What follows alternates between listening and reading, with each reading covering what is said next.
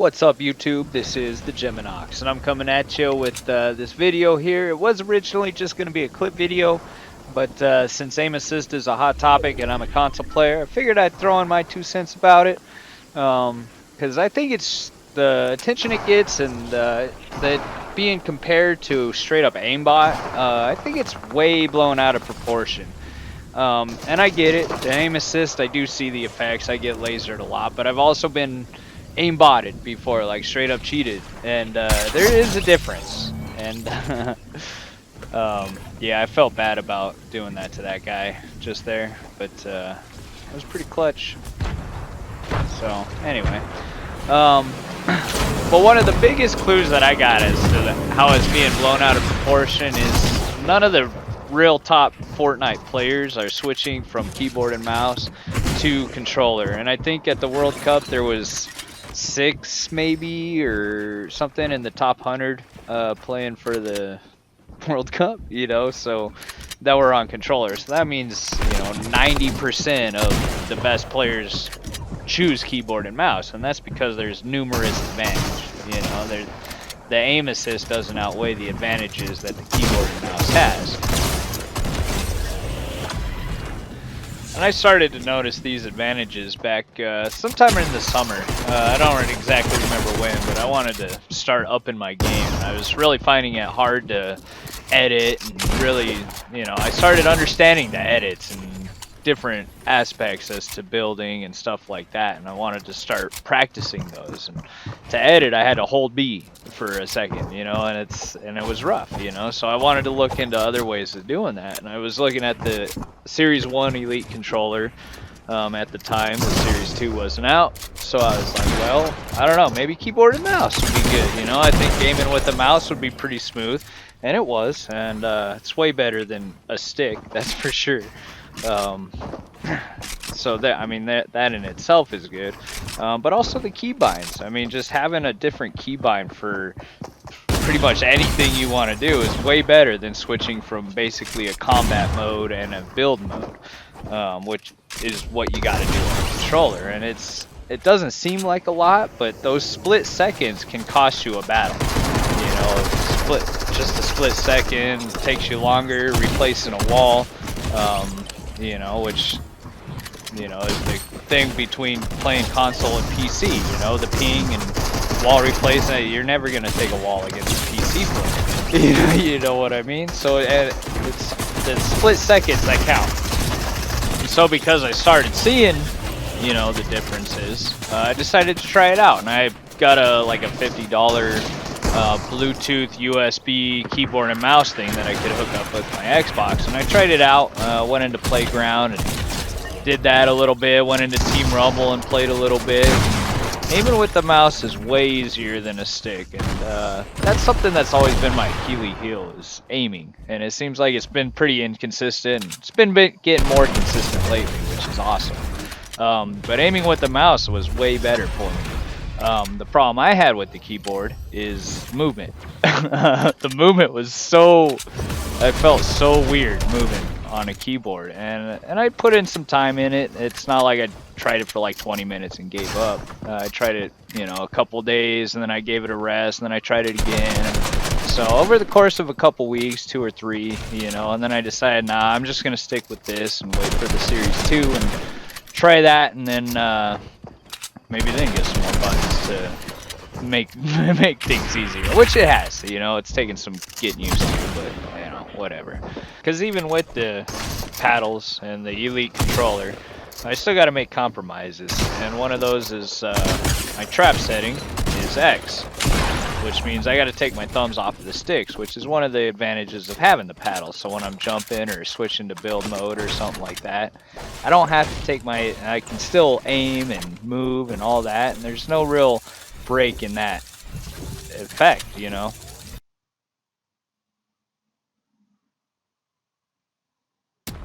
Gotcha! So, anyway, yeah, that was fun. And that was intense. But yeah, I gotta set my traps to X, and I tried changing that in changing it in edit mode, so in that way I could use a paddle for that, and I tried replacing my toggle pickaxe in edit mode for that, but it changed it for everything. So my toggle pickaxe button paddle became place a trap, and my place a trap, which was X, became toggle pickaxe. And I didn't really want that. I felt it was better just to keep it how it was, and especially now that traps are, you know, vaulted. Still works for the bounce pad, or not bounce pads. Oh man, those things are fun. Launch pads. So that's cool. But you know, I just like to stick with what I know. You know, but I just wanted to give my 2 cents. That's pretty much it. You know, keybinds and the switching oh yeah, switching weapons. Did I even talk about that? I don't know. But anyway, switching weapons. The way I got it set up, I got to use the bumpers when I'm in my combat mode, so to say. And I know there's other settings that I could mess with and change my layout, but I don't really want to do that, because then I'd be, you know, I like to stick with what I know. Because if I do that, then I got to relearn my whole button layout, and it's going to be a learning curve again. And I had to deal with that in Season 7 when I started playing, and people were already editing on me, and I didn't even know what was going on. I didn't know editing was a thing, and so, yeah, that was rough. Anyway, yeah, I just don't see why it's... I mean, I know there's supposedly a buff or whatever, legacy controller and all that, but I mean, until I see, you know, a whole bunch of players switching from keyboard and mouse, I'm always gonna think that it's blown out of proportion.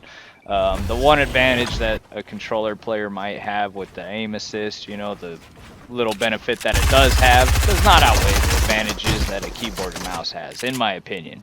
You know, and if I had the dexterity to play on keyboard and mouse, I probably would. If movement wasn't so weird, I would definitely, and I might even try that, you know, if I decide to get a whim and maybe get a better keyboard and mouse, one with the mouse that has the buttons on it. I might try it again. I don't know.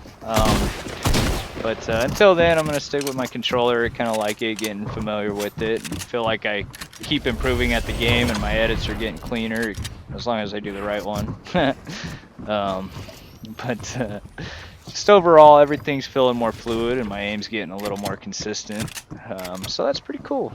But yeah, anyway, I got a few more clips here for you guys to watch. So yeah, let's go, man. Season 2's awesome. Haven't been able to play as much as I'd like to, but got some ideas. I think I've only played like 36 games, I think, so far in Season 2, which kind of sucks because I want to play a lot more, and I got some good ideas. So look forward to some of those coming up, some videos, some ideas, as long as they work. I haven't even had a chance to test out some of these things, but yeah, hoping to hit more arena solo hype nights, dude. Let's get it on. Yeah, anyway, Fortnite's awesome. We like Fortnite. We like Fortnite. We like Fortnite. Dumb.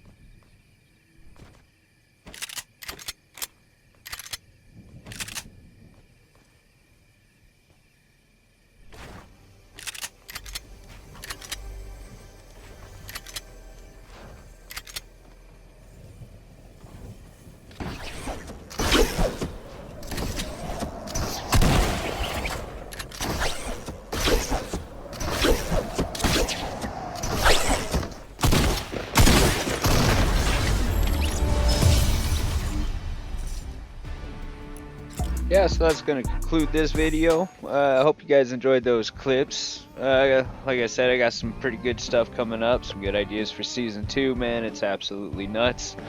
And I'm really excited about it. Just haven't been able to play as much as I'd like to, but hopefully going to be getting back on them sticks and getting it going. So anyway, thanks for watching. Peace.